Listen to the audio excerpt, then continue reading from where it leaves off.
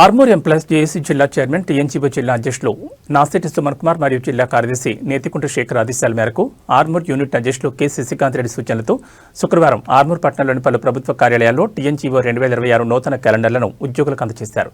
Forest కార్యాలయం, irrigation circle, division ఆఫీసులు, ICDS, RTO, treasury, ఆర్ఎండ్బి, డివిజన్ పంచాయతీ అధికారి కార్యాలయం, ఈఈ, పీఆర్ కార్యాలయాల్లో ఈ పంపిణీ కార్యక్రమం ఘనంగా జరిగింది.